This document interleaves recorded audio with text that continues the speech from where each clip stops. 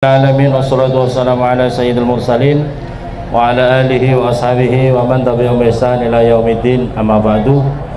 Inna lillahi wa inna ilaihi raji'un. Hadirin yang dimuliakan oleh Allah Subhanahu wa taala, orang tua kita, saudara kita Bapak Haji Andi Abdul Aziz bin Pamuterang, beberapa hari yang lalu, malam hari ini adalah hari ketiga sudah dipanggil oleh Allah Subhanahu wa taala. Bapak-bapak, ibu-ibu yang dimuliakan oleh Allah Subhanahu wa taala, inna lillahi wa inna ilaihi raji'un. Sesungguhnya kita ini dari Allah dan kita semuanya juga pasti akan kembali kepada Allah. Hanya tinggal menunggu giliran saja. Hanya menunggu giliran saja. Maka oleh karena itu, bapak-bapak, ibu-ibu, kita harus senantiasa mempersiapkan bahwasanya kita juga akan dipanggil oleh Allah Subhanahu wa taala. Kita harus siap kapan saja. Ibu-ibu, bapak-bapak yang dimuliakan oleh Allah, kematian itu memang semuanya pasti kita akan dijemput. Yang terpenting adalah bagaimana kita mempersiapkan tentang kematian itu yang terpenting. Bapak-bapak, ibu-ibu yang dimuliakan oleh Allah Subhanahu wa taala, saya membaca di dalam keterangan kitab, qala al-faqih rahimahullah ta'ala, man arada ayanju, barang siapa yang ingin selamat daripada siksaan di kubur, fa'alahi ayyulazima arba'ata aksa asya. Kalau ingin, bapak-bapak, ibu-ibu, kita semua ingin selamat dari alam kubur, maka hendaklah kita merajinkan 4 perkara. Yang pertama apa?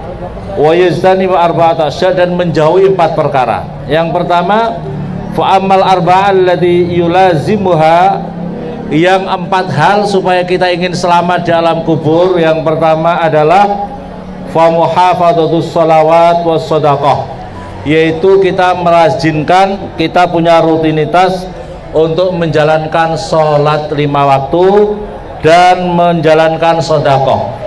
Ibu-ibu, bapak-bapak, ini yang bisa menyelamatkan kita.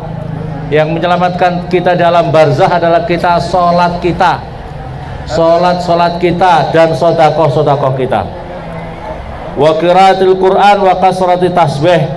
Yang berikutnya lagi, punya rutinitas membaca Al-Quran. Kita harus punya rutinitas membaca Al-Quran, membaca tasbih. Ibu-ibu, diterangkan zaman sahabat, ada seorang Rasulullah itu pernah didatangi oleh malaikat Jibril. Rasulullah melihat ada suasana keadaan yang luar biasa aneh terhadap alam. Suasana menjadi redup, malaikat banyak, ribuan malaikat turun. Kemudian ditanya, Jibril, ada apa ini Jibril? Kenapa bisa suasananya seperti ini Jibril? Kenapa malaikat banyak turun? Ya Muhammad, hai Muhammad, ada sahabatmu meninggal dunia. Ada sahabatnya meninggal dunia. Dia ini sekarang dirawat oleh para malaikat. Malaikat itu ikut memandikan, malaikat ikut mensolatkan, malaikat ikut mengantarkan sampai di kuburannya. Terus kemudian Rasulullah bertanya, apa yang dilakukan dia itu wahai Jibril? Amalan apa yang dilakukan wahai Jibril? Kata malaikat Jibril, karena sahabatmu itu punya rutinitas membaca Al-Ikhlas. Jadi itu dia rajin membaca Al-Ikhlas, duduk, berdiri, dalam mau tidur, segala macam yang selalu banyak dibaca itu adalah surat Al-Ikhlas. Maka oleh karena itu, barang siapa yang ingin matinya, bapak-bapak, ibu-ibu, yang ingin matinya dikunjungi, didatangi, disolati, antarkan sampai kuburannya, maka perbanyaklah membaca Al-Ikhlas. Maka oleh karena itu, diantaranya minimal, bapak-bapak, ibu-ibu, dalam sehari semalam ada yang di Rasulullah menyampaikan 50 kali, ada yang mengatakan 100 kali. Bapak-bapak, ibu-ibu, kalau ingin, makanya kadang-kadang ada orang meninggal, cuaca suasananya tuh istimewa, redup, suasananya redup, suasananya kayak rintik-rintik hujan, suasananya ini kadang-kadang ada hal-hal yang istimewa. Ini ada orang-orang istimewa yang seperti ini, yang masa hidupnya dia punya istimewa yang luar biasa. Amalan-amalannya, baik sedekahnya, sholatnya, dan kemudian rutinitas amalannya. Yang diantara amalannya adalah membaca Al-Ikhlas. Bapak-bapak ibu-ibu ya, kalau bisa jangan ditinggalkan membaca Al-Ikhlas minimal 50 kali dalam sehari semalam, supaya kita meninggal kita diantarkan, disolati, diantarkan, dibahagiakan kita dalam kubur. Amin Allahumma amin. Fa inna hadhil asya' tudhi'ul qabr wa tawsi'ih. Karena sesungguhnya 4 hal itu yang bisa menyebabkan luas di kuburan kita menjadi sangat luas. Bapak-bapak ibu, jadi kuburan kita itu sempit sekali. Ibu-ibu pernah masuk kuburan? Ibu pernah masuk kuburan enggak? Sempit apa enggak? Kelihatannya sempit, tapi itu sangat luas kalau kita punya amalan-amalan baik. Nanti di alam kita, di alam barzakh sangat luas sekali, dipenuhi dengan taman-taman yang istimewa sejauh amalan-amalan kita di dunia ini. Kalau kita punya amalan-amalan yang tadi disampaikan, baca tasbih rutin, baca sholawat rutin, sholawatnya rutin, maka tempat kita di alam barzakh sangat-sangat luas, yang luar biasa nyaman.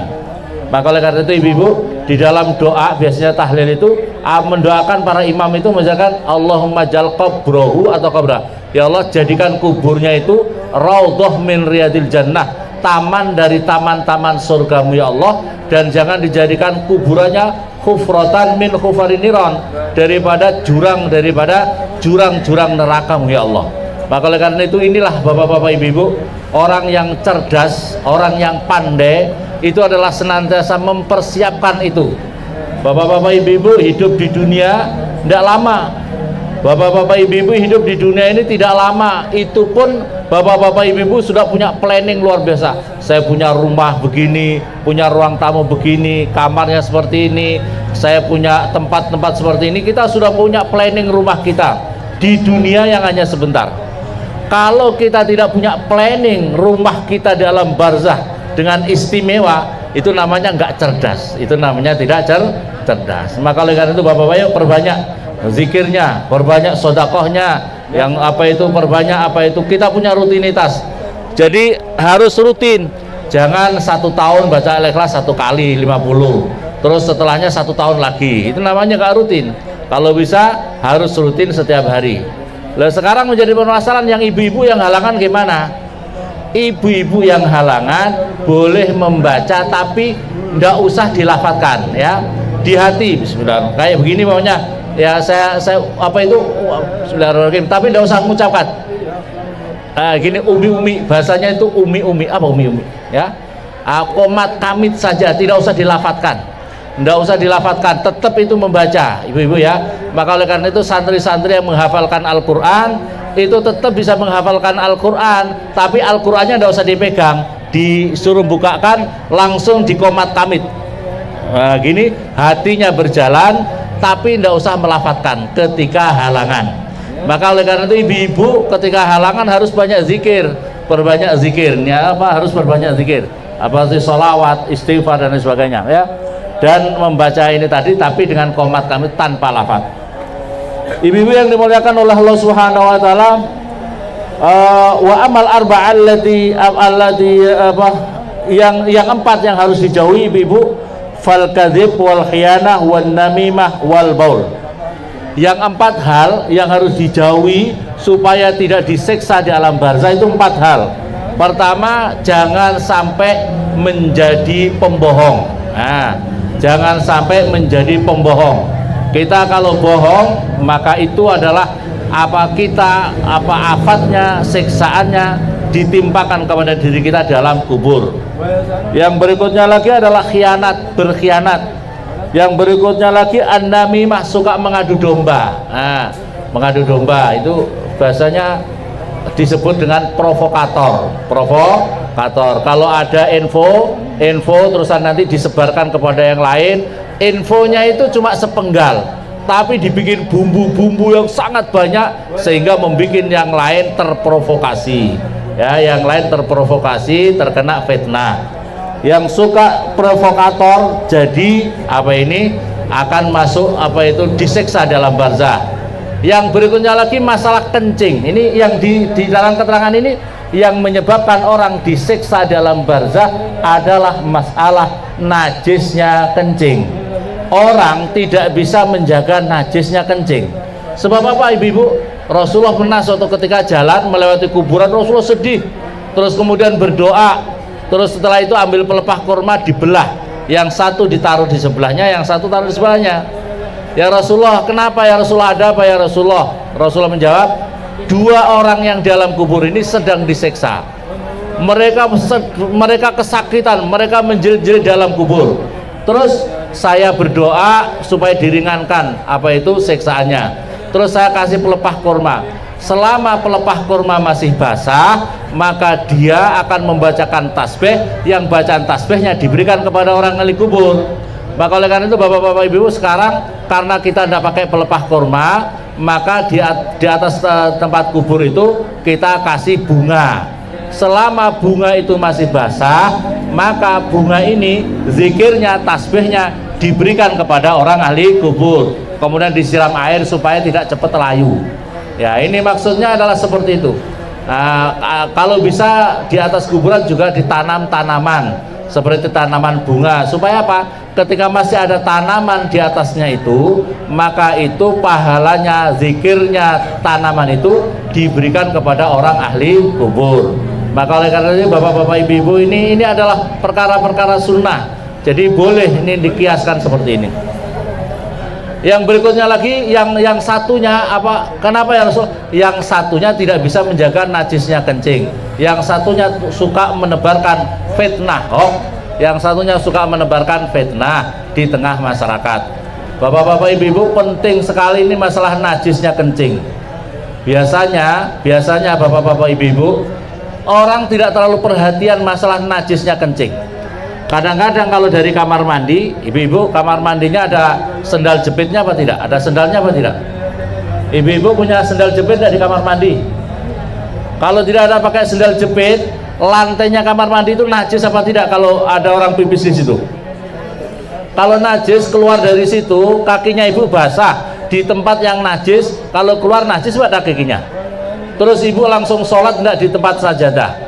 Makanya caranya harus dari kamar mandi pakai sendal, sendal suci, keluar dari dari dalam itu. Kalau kita cuci, kalau pakai cuci kaki, itu kaki kita berada pada posisi di atas sendal, yang di atas sendal itu suci. Kalau di lantai itu rawan sekali masih ada genangan najis. Kalau ada genangan najis, maka kaki kita najis. Kalau kita keluar dari kamar mandi dalam keadaan basah, kemudian kita langsung menginjak langsung di tempat sajadah kita, berarti kaki kita masih najis. Itu harus hati-hati. Kecuali kalau umpamanya, makanya bapak-bapak ibu kalau pernah melihat di masjid itu ada kadang-kadang penetralisir dari kamar mandi, terus di depannya itu ada semacam kolamnya itu lebih daripada 200 liter. Itu kalau kita menginjak di situ, kaki kita yang menginjak dari lantai najis itu kemudian keluar netral dengan air suci tadi, sehingga kaki kita keluar dalam posisi suci. Ini hati-hati, bapak-bapak ibu-ibu, ini hati-hati.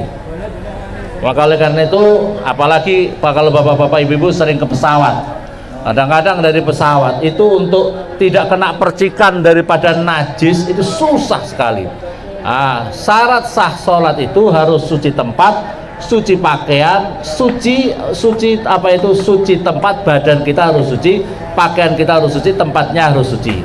Kalau kita sholat kena percikan sedikit dari kencing, maka tidak sah sholat kita. Maka oleh karena itu banyak seolah-olah pede banget sholatnya sudah sah, tapi ternyata nggak sah. Maka oleh karena itu hati-hati. Banyak sekali orang diseksa. Coba bayangkan, ini orang zaman Rasulullah, ini saja orang diseksa karena tidak perhatian masalah najisnya kencing, tidak perhatian terhadap najisnya kencing. Maka oleh karena itu harus ngaji, harus belajar, ngerti tata cara toharoh yang benar itu harus tahu. Bapak-bapak ibu-ibu yang dimuliakan oleh Allah Subhanahu wa taala, waqad rawa'an Rasulullah sallallahu alaihi wasallam innallaha ta'ala arba'an al-abas fi salat wal lagu fil qiraah. Rasulullah itu sangat benci kepada 4 perkara, yaitu bermain-main ketika dalam salat, wal lagu fil qiraah, bermain-main lago di dalam bacaan Al-Quran, warrafas fisyam, ngomong-ngomong yang keji kotor di dalam puasa, wadhahmu idal maqabir, dan tertawa-tawa ketika dalam kuburan. Di dalam kuburan artinya kita di area kuburan kita tertawa-tawa, kita tidak mengambil pelajaran bahwa kita juga akan masuk kuburan. Bapak-bapak, ibu-ibu, kalau sekarang ini bapak-bapak ibu tahlil, takziah, ibu ya, sekarang takziah apa enggak? Besok kapan-kapan juga takziah kepada bapak-bapak ibu-ibu, betul? Kalau sekarang bapak-bapak ibu tahlil yang kepada almarhum, besok yang ditahlili adalah kita, ya. Kalau sekarang bapak-bapak ibu mengantarkan ke kuburan, kapan-kapan kita yang akan diantarkan ke kuburan. Kalau kemarin kita mensolatkan orang meninggal, kapan-kapan kita juga yang akan disolatkan. Ini yang perlu kita persiapkan. Rawaan Muhammad bin Bisaman la yaghurnakum sukutu hadil kubur. Jangan sekali-kali kalian tertipu dengan ini kuburan. Fama aksarul maghmumin fiha. Betapa sangat banyak orang-orang yang sangat menyesal di dalam kuburan itu karena persiapannya sangat kurang masuk dalam kuburan. Wala yaghurrannakum istiwal kubur. Janganlah kalian tertipu dengan ratanya tanah di atas kuburan itu. Fama asyadda tafawutuhum, karena betapa sangat banyak derajat mereka di dalam kubur itu bertingkat-tingkat. Fayambaghi lil aqil ayyukassira fi dzikril qabr qabla ayadkhulahu.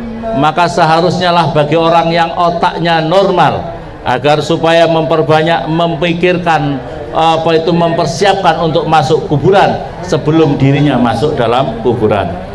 Qala Sufyan As-Tsauri rahimallah, man aqsara min dzikril qabr wajadahu raudhah min riyadil jannah. Barang siapa memperbanyak untuk mempersiapkan ingat terhadap kematiannya, kalau ingat berarti dia mempersiapkan banyak persiapan kubur, maka akan dijadikan kuburnya menjadi taman dari taman-taman surga. Wa man ghafala anhu, barang siapa lalai bahwasanya orang mati itu urusan orang lain. Bapak-bapak, ibu-ibu, kita sekarang ini banyak yang menjadikan kita lalai mempersiapkan kuburan. Betul apa betul? Kita lalai karena kita terlalu cinta dunia, karena terlalu urus ini urus itu, sibuk ini sibuk ini, kita lupa bahwa kita akan masuk kuburan. Barang siapa yang melalaikan kuburan, maka akan dijadikan kuburnya itu menjadi jurang daripada jurang-jurang neraka. Naudzubillah summa naudzu. Bapak-bapak, ibu-ibu yang dimuliakan oleh Allah Subhanahu wa taala. Wafil khabar, di dalam khabar diterangkan dalil al khianah sababul adzab kubur. Sesungguhnya orang berkhianat itu sebab disiksa di dalam kubur. Wa kana fi marahu ibratan lil ahya liyam tani'u fil khianah, agar supaya mengingatkan kepada manusia jangan sampai berkhianat dalam kubur. Wa yaqul innal arduna kulla yaumin. Bapak-bapak, ibu-ibu, ketahuilah bahwasanya bumi ini setiap hari memundang-undang, memanggil-manggil, bersuara. Bumi ini memanggil setiap hari 5 kali. 5 kali panggilan-panggilan daripada bumi ini. Yang pertama, awal ini tak takul, ya ibna Adam tamsi ala dhahri. Ya wahai keturunan anak Adam, kamu sekarang berjalan di punggungku. Kamu berjalan di atas bumi, artinya di atasku, di atas bumi ini. Tetapi wa masiruka ila batni, tetapi kamu nanti kembalinya di dalam perutku, artinya masuk di dalam kuburan itu. Wasani takul ya ibna Adam, wahai keturunan Adam, takulul alwan ala zuhri, kamu makan di atas tempat di atas punggungku. Tapi wa takulu kalbi dan ala batni, tetapi kamu nanti akan dimakan oleh cacing-cacing tanah di dalam perutku.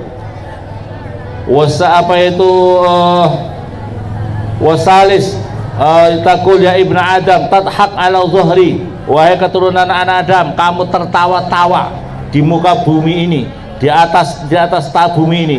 Fasaufa tabki ala batni, kamu nanti akan menangis sejadi-jadinya di dalam perutku.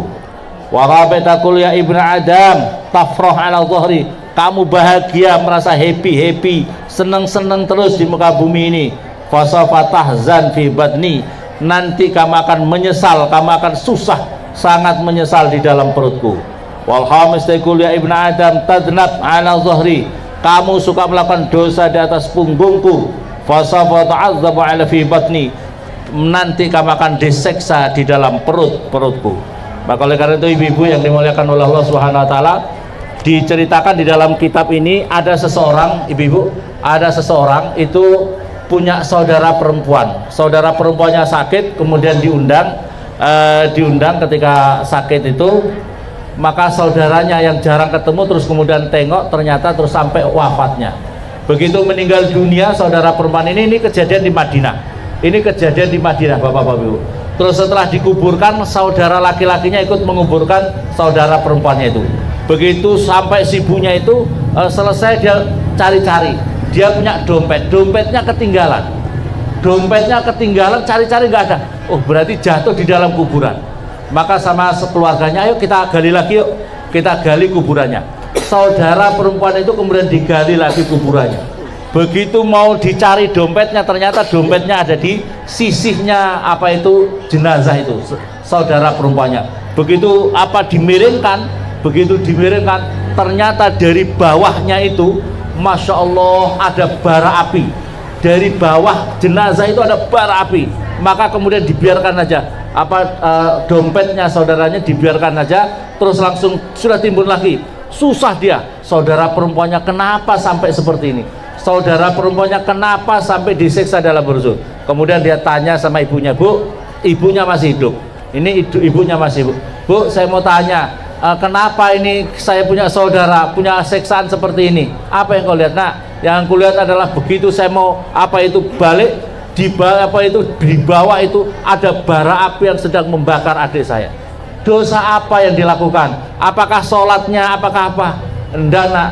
Saudara kamu itu orangnya cerewet. Saudara kamu itu suka menebarkan hoax, menebarkan fitnah. Jadi kalau dia ketemu sama orang ngomong-ngomong begini, dibesar-besarkan, dibumbui, akhirnya menjadi hoax. Sekarang ini hoax ini luar biasa, bisa melewat HP, bisa segala macam. Maka oleh karena itu hati-hati Bapak-bapak Ibu-ibu, kalau kita ingin selamat, hati kita harus dijaga, hati kita, mulut kita harus dijaga. Jangan sampai kita termasuk orang penebar hoax, penebar fitnah di tengah-tengah masyarakat. Perbanyak zikir sebab kita akan mati. Perbanyak zikir karena kita akan mati, yaitu dengan diantaranya tadi membaca Al-Ikhlas. Kita harus punya rutinitas membaca Al-Ikhlas minimal 50 kali, membaca surat Al-Mulk kalau bisa satu kali dalam sehari semalam. Seorang yang baca surat Al-Mulk dalam sehari semalam, jasadnya tidak akan membusuk, jasadnya tidak akan dimakan cacing-cacing tanah, akan tetap utuh, akan tetap harum sampai hari kiamat. Amin Allahumma